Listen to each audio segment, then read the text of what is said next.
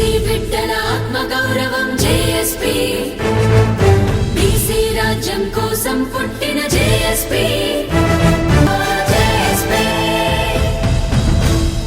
ఈ సమావేశానికి హాజరైనటువంటి పాత్రికేయ సోదరులు, ప్రింట్ మీడియా మిత్రులు, అదేవిధంగా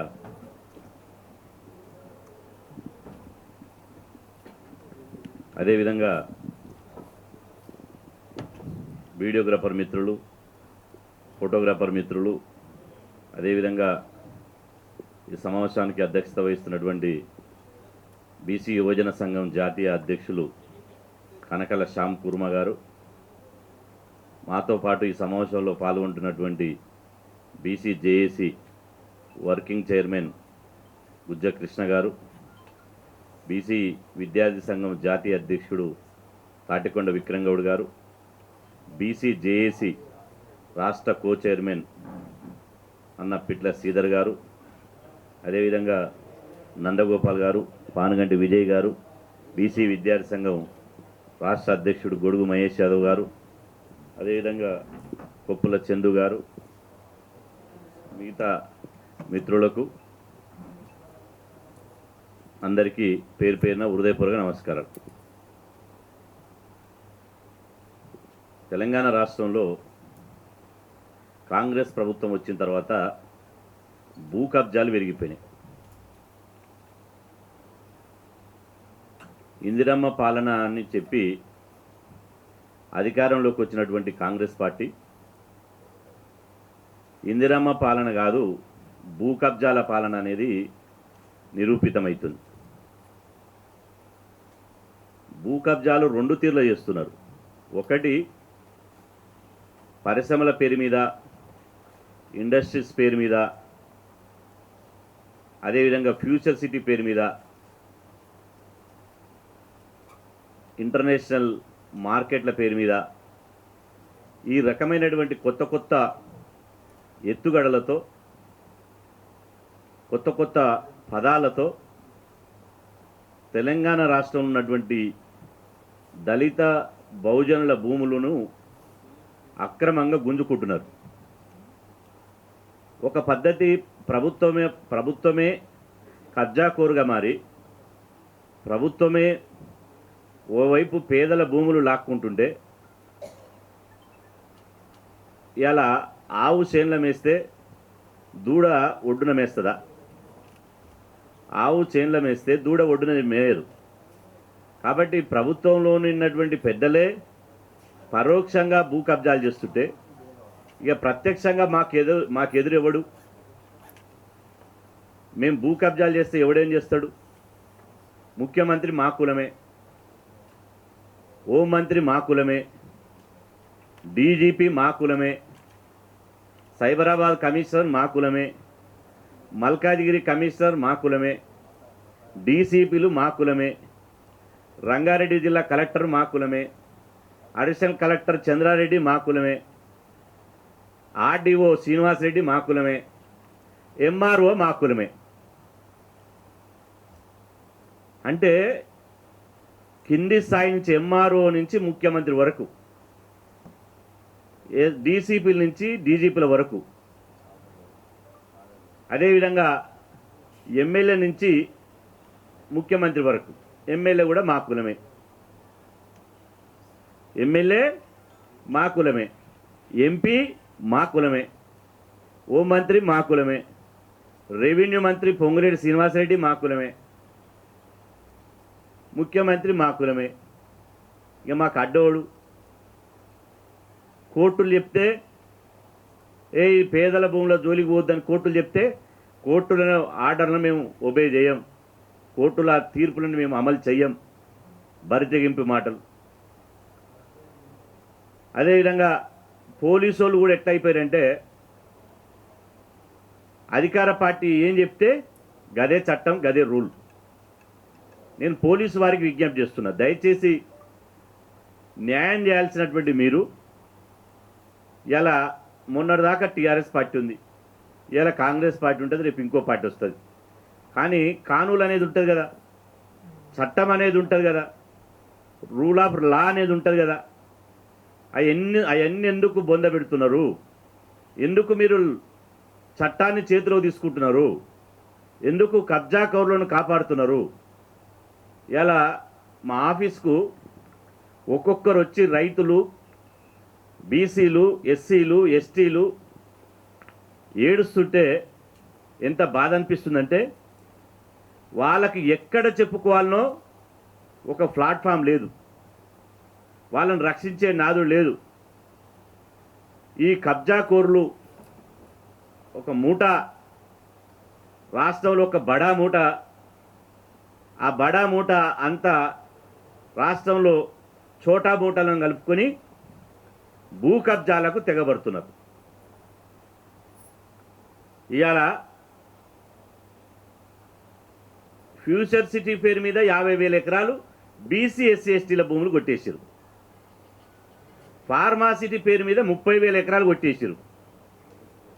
ఫ్యూచర్ సిటీ మీద 50,000 ఎకరాలు కొట్టేస్తే ఫార్మాసిటీ పేరుతోటి 30,000 ఎకరాలు కొట్టేసారు.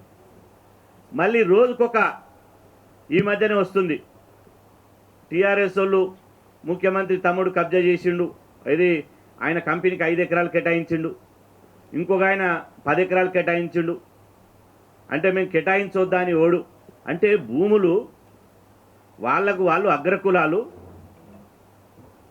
ఎట్లా పంచుకుంటురు అంటే ఇవాళ చూస్తే కానీ అర్థం కాదు. ఈరోజు ప్రధానంగా అందులో భాగంగానే భూ కబ్జాలో జరుగుతున్న పరంపరలో భాగంగానే ఈ ఐత్నగర్ మండలం తార్మాజ్పేటలో జరుగుతున్నటువంటి ఓ భూ కబ్జా. నేను అంటున్నా, దీని మీద మేము నిజ నిర్ధారణ కమిటీ వేస్తాం. ఒక రిటైర్డ్ జడ్జి తోటి, ఒక రిటైర్డ్ ఐఏఎస్ తోటి, ఒక రిటైర్డ్ పోలీస్ ఆఫీసర్ తోటి ఒక నిజ నిర్ధారణ కమిటీ వేస్తాం. 2-3 రోజుల్లోనే ఫీల్డ్ మీదకి పంపిస్తాం వాళ్ళని. ఏం జరిగిందో వాస్తవాలు చెప్పమంటాం. మీరు కనుక బీసీల భూములను కబ్జా చేసినట్టు తేలితే బిడ్డ ఎవ్వరిని వదిలిపెట్టం, గుర్తుపెట్టుకోండి. ఈరోజు నేను అంటున్నా, ప్రభుత్వాన్ని నేను డిమాండ్ చేస్తున్నా, ఈ అభివృద్ధి పేరు మీద, పరిశ్రమల పేరు మీద, భూ కబ్జాల పేరు మీద, భూ కేటాయింపుల పేరు మీద ఏ కులాల భూములు ఎన్ని పోయినాయో దీని మీద శ్వేతపత్రం విడుదల చేయాలి. ఎవరు భూములు పోతున్నాయి? అసలు హైదరాబాదు రంగారెడ్డిలో ఉన్న భూములు మొత్తం బీసీ ఎస్సీ ఎస్టీలే. పాపం దళితుల కంటే భూములే లేవు, ఎక్కడో 1 ఎకరం ఉంటాయి. హైదరాబాదు దాని చుట్టుపక్కల రంగారెడ్డి జిల్లాలో ఉన్న భూములన్నీ ఎవరి? బీసీలై. కూరగాయలు పండించినాం, పూలు పండించినాం, ద్రాక్ష తోటలు వేసినాం, మాకు బర్రెలను మేపుకోవడానికి, గొర్రెలను మేపుకోవడానికి, అదేవిధంగా ఇవాళ పశువులను మేపుకోవడానికి, మేము గడ్డి పెంచడానికి హైదరాబాదు రంగారెడ్డి భూములన్నీ బీసీలే. మరి ఇవాళ ఫామ్ హౌజులు, పాలి హౌజులు, గెస్ట్ హౌజులు, హిల్సులు మొత్తం కబ్జా చేసిన భూములన్నీ ఎవరి? దయచేసి స్వాతంత్రం వచ్చినప్పటి నుంచి, అంటే తెలంగాణ హైదరాబాద్ సంస్థానం నుంచి ఇప్పటి వరకు అవి ఎవరి భూములు ఉండే, ఎవరి చేతులకు వెళ్ళిపోయినాయో లెక్కలు తీయాలి. రేవంత్ రెడ్డి గారు అంటున్నారు కదా, రేవంత్ రెడ్డి గారు ఏమంటారంటే, గత బీఆర్ఎస్ ప్రభుత్వ హయాంలో ఎన్ని రిజిస్ట్రేషన్లు జరిగినాయో, ఎన్ని అవకతవకలు జరిగినాయో గత 10 ఏళ్ల కాలం ఉన్నటువంటి భూముల వివరాలన్నీ ఇవ్వమంటున్నాడు. మేము స్వాగతిస్తున్నాం. కానీ రేవంత్ రెడ్డి గారు, గత 10 సంవత్సరాల పాలనలో ఉన్నటువంటి భూముల వివరాలు వద్దు. మన తాతల కాలం నుంచి ఇప్పటి వరకు ఎన్ని భూములు రిజిస్ట్రేషన్లు అయినాయి, ఎన్ని లావాదేవీలు అయినాయి, ఎవరి చేతిలో భూమి ఉండే, ఆ ఎవరి చేతి నుంచి ఎవరి చేతిలో మారినాయి. 1948 నుంచి తెలంగాణ రాష్ట్రం భారతదేశానికి స్వాతంత్రం వచ్చిన సంవత్సరం తర్వాత ఏర్పడ్డది. కాబట్టి 1948 నుంచి 2026 వరకు అసలు భూములు ఎవరి చేతిలో పోయినాయి, ఎవరు కబ్జాలు చేసిరు, ఎవరు పరిశ్రమల పేరు మీద దోసుకున్నారు, ఎవరు ఫిలిం సిటీల పేరు మీద దోసుకున్నారు, ఎవరు ఫార్మాసిటీల పేరు మీద దోసుకున్నారు, ఎవరు జూబ్లీహిల్స్, బంజారీల్స్ పేరు మీద దోసుకున్నారు. ఇవాళ నిగ్గు తేల్చాలి బిడ్డ. ఎవరిని వదిలిపెట్టా మీరేమనుకుంటున్నారు? ఏం తమాషాలు చేస్తురా? ఇలా హయత్ నగర్లో భూమి బీసీల భూముల మీదకి రావడానికి ఎంత కండకావరం, ఎంత మదం. అధికారులకు చెప్తున్నా, ఒళ్ళు దగ్గర పెట్టుకోండి. మీరు చూశారు, మీడియా మిత్రులందరూ చూశారు, ఈ మధ్యన చాలామంది షేర్ చేసుకున్నాం. రాష్ట్రంలో ఎంత అవినీతి అధికారులు ఉన్నారంటే ఎవరిని ఏసీబీ రైడ్ చేసినా 100 కోట్ల కంటే తక్కువ దొరుకుతుంది. నా దగ్గర పేపర్ క్లిప్స్ ఉండే, ఈనాడులో వచ్చింది. అవినీతి పరులు ఏ అధికారిని ఏసీబీ రైడ్ చేసినా పరుపుల కింద పెట్టుకొని కట్టలు వండుకుంటున్నారు. ఇట పాల్ సీలింగ్లో కట్టలు పెట్టుకుంటున్నారు. లాకర్ తెరిస్తే కుప్పలు వెళ్తున్నాయి. బిడ్డ, ఎవని సొమ్ము రాది? ఎవని సొమ్ము? మా రక్తం, మా చెమట చుక్కలు దోపిడీ చేసి అవినీతి సొమ్ముతోటి గిట్నే. ఇప్పుడు బీసీల భూమి కబ్జా చేయగానే ఎవడో అక్కడున్న రెడ్డి ఈ 10 కోట్లు ఇవ్వగానే, 5 కోట్లు ఇవ్వగానే ఈ పట్టా ఉన్నటువంటి భూమి, సాగు చేసుకుంటున్నటువంటి భూమి, క్లియర్ కట్గా టైటిల్ ఉన్నటువంటి భూమి ఫస్ట్ ప్రొవిజన్ లిస్ట్ పెడతారు. ప్రొవిజన్ లిస్ట్ పెట్టి వానికి అలాట్మెంట్ చేస్తారు. దీనికి పోలీసు వాళ్ళు తోడు, అంతా తోడు దొంగలు. ఈ తోడు దొంగలంతా కలిసి, బిడ్డ ఒక్కొక్కరిని మిమ్మల్ని లోకయుక్తలో నిలబెడతాం, మిమ్మల్ని సిబిఐ పట్టిస్తాం, మిమ్మల్ని ఏసీబీ పట్టిస్తాం. వాళ్ళు కూడా పట్టుకోకపోతే మేమే మీ మీద ఇండ్ల ముందల ధర్నాలు చేసి మిమ్మల్ని ఎంత అవినీతి మింగిరో ఆ అవినీతి సొమ్ము కక్కిస్తాం బిడ్డ, ఆ చక్రవడ్డీతో సహా. గుర్తుపెట్టుకోండి. 136 కులాలు, 60% జనాభా, ఎస్సీ ఎస్టీ మైనార్టీని కలుపుకుంటే 90% ఉన్న వాళ్ళ భూములు కబ్జా పెడతారా? ఎంత ధైర్యం కావాలి? ఓ సగర ఉప్పర సోదరుడు భూమి ఉంటుంది. ఇవాళ ఔటర్ రింగ్ రోడ్ ఎప్పుడు ప్రారంభమైంది? 2006లో ప్రారంభమైంది. 2006లో భూసేకరణ చేశారు. 2016లో అమల్లోకి వచ్చింది. అంటే 2006 నుంచి తీసుకున్న 20 సంవత్సరాలు, 2016 నుంచి తీసుకున్న 10 సంవత్సరాలు. మరి 10 సంవత్సరాల సంది మరి ఇది ఈ ఔటర్ రింగ్ రోడ్ చుట్టుపక్కల ఉన్న భూములు ఏది ఔటర్ రింగ్ రోడ్కి వస్తుంది, ఏది ఔటర్ రింగ్ రోడ్ రాదు అని చెప్పి ఇవాళ మీరు గుర్తించకుండా గడ్డి బీకిరా? ఏం చేసారు అంటే, మీకు ఒక అధికారి వచ్చినప్పుడల్లా పైసలు మింగనీకి, అవినీతి సొమ్ము మింగనీకి ఇవాళ పేదల భూములే దొరికినాయి.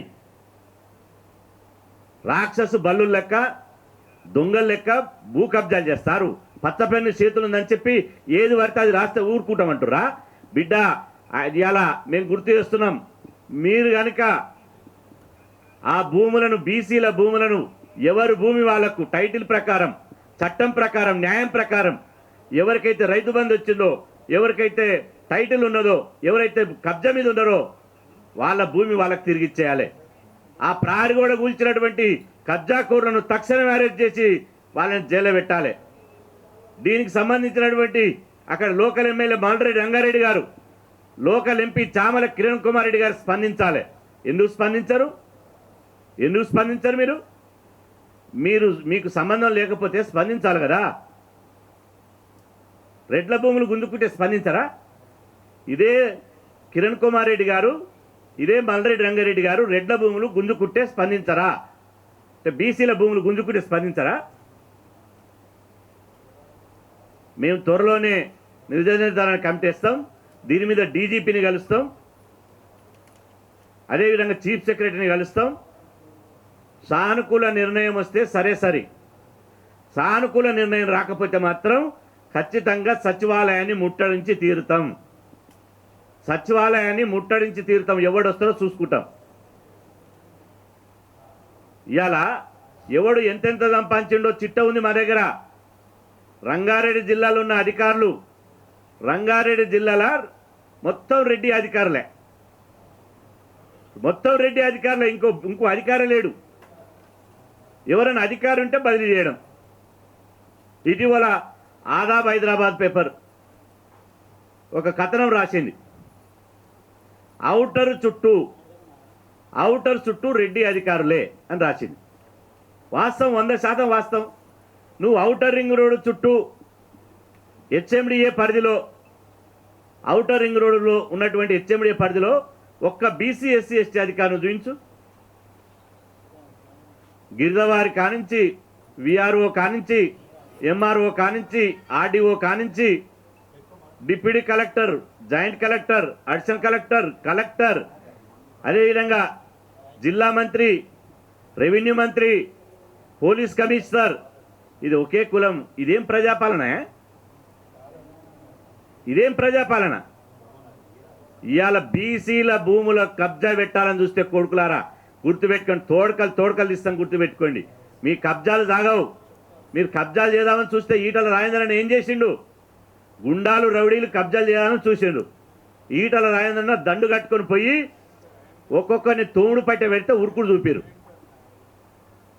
పోలీసు వారికి మేము విజ్ఞప్తి చేస్తున్నాం, పోలీసులు అంటే మాకు గౌరవం ఉంది, నిష్పక్షపాతంగా ఉండండి. అవినీతి అధికారులకు కొమ్ము గాయకండి, దొంగలకు సర్ది కట్టకండి. న్యాయం వైపు ఉన్న ఎవరిది న్యాయం ఉంటుందో వాళ్ళ పక్షాన ఉండండి. లేకపోతే మాత్రం ఇలా అవినీతికి కొమ్ము కాస్తే మొత్తం మేము అవినీతి అధికారుల పేర్లు పెట్టి వాళ్ళ పోస్టర్లు వేసి హైదరాబాద్ చుట్టుపక్కల మొత్తం అతుకు పెడతాం. 1,00,000 పోస్టర్లు వేస్తాం. అవినీతి అధికారుల చిట్టా ఇది కానీ ఒక్కొక్కడు ఎక్కడ పాలి హౌదులు కొన్నారు, ఎక్కడ ఫామ్ హౌదులు కొన్నారు, ఎక్కడ బినామీ పేర్లతో 100 కోట్లు కూడా పెట్టిరు, ఎక్కడ కబ్జాలకు కొమ్ము కాస్తురో మొత్తం చిట్టా విప్పుతాం మీకు. ఎలా మా బతకనియరా? మేము బతకొద్దా? తెలంగాణలో బీసీలు బతకొద్దా? బీసీలకు భూములు ఉండొద్దా? ఏం మా పిల్లల పెళ్లి చేసుకోవద్దా? మా పిల్లల్ని చదివించుకోవద్దా? మేము చచ్చిపోతే 10 గదాల భూమి ఉండొద్దా పాతి పెడతందుకు? మల్రెడ్డి రంగారెడ్డిని హెచ్చరిస్తున్నా. గతంలో కిషన్ రెడ్డి కబ్జాలు పెట్టిండు. నిన్ననే ఇవాళ స్టేట్మెంట్ చూసిన, ఈరోజే ఇబ్రహీంపట్నం దగ్గర బస్టాండ్ దగ్గర తండ్రి కొడుకులు కబ్జా పెట్టిరు, అది బయట పెడతా అంటున్నాడు. గురువింద గుంజ కింద లెక్క. ఫస్ట్ నీరు చూసుకో. ఇద్దరు దొందే. కిషన్ రెడ్డి, మల్రెడ్డి రంగారెడ్డి ఇద్దరు దొందే. నువ్వు ఇంత భూ కబ్జా చేసావంటే నువ్వు ఇంత భూ కబ్జా చేసావు. మీరు భూ కబ్జాలు చేయకపోతే మీకు అంత భూములు ఎక్కడి? ఎవని మీరు ఏ కష్టం ఏ చెమట వచ్చి ఆ భూములు సంపాదించారు? కాబట్టి ఖచ్చితంగా మేము హెచ్చరిస్తున్నాం.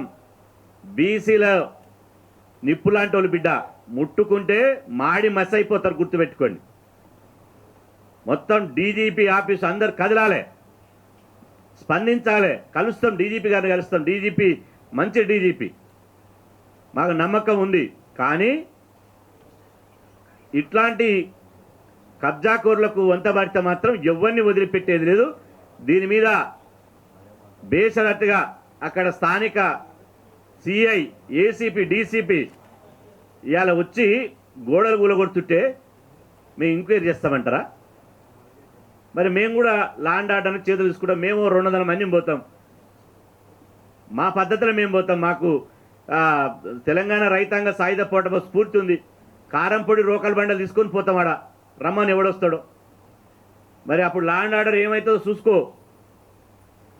వాళ్ళు రెడ్డోళ్ళు ఎంత శాతం ఉన్నారు? రెడ్డిలల్లో చాలామంది 90% మంచోళ్ళు రెడ్డోళ్ళు, ఒక 10% భూ కబ్జాదారులు ఉన్నారు. మేము 90% ఉన్నాం ఎస్సీ ఎస్టీ బీసీలో. మేము కూడా మీరు దరఖాస్తు ఇచ్చినప్పుడు పోలీస్ స్టేషన్లో అయ్యా న్యాయం చేయమని ఇచ్చినప్పుడు పట్టించుకోకపోతే ఏం చేస్తాం? ఆత్మరక్షణ కోసం మేము కూడా భూమి మీద కూర్చుంటాం, కారంపొడి రోకలు అందుకొని. మర్యాదగా ల్యాండ్ ఆర్డర్ చేతిలోకి తీసుకోముందే శాంతియుతంగా ప్రజాస్వామ్యబద్ధంగా చట్ట పరిధిలో న్యాయ పరిధిలో సమస్యను పరిష్కరించండి. బీసీల భూములు గుంజుకోకుండా న్యాయం చేయండి. మాకు మందు భూములు వద్దురా నాయన, మేము ఇతర భూములు మాకొద్దు, మా భూమే మాకు కావాలి, వారసత్వంగా సంపాదించిందే మాకు కావాలి. మా భూములను మాత్రం ఎట్టి పరిస్థితుల్లో వదిలేది లేదు. ఎవరినైనా ఎంత స్థాయిలో ఉన్నా ఎక్కడున్నా ఖచ్చితంగా వాని తరిమి కొట్టి మా భూములను కాపాడుకుంటాం. బీసీలందరికీ రాష్ట్రంలో ఉన్నాయి. ఈ సందర్భంగా నేను చివరిగా పిలిపిస్తున్నా, బీసీలారా, ఎస్సీ ఎస్టీ మైనార్టీలారా, ఎవ్వరు భయపడొద్దు. ఎవడన్నా భూములు కబ్జా చేస్తే మా దగ్గరికి రండి.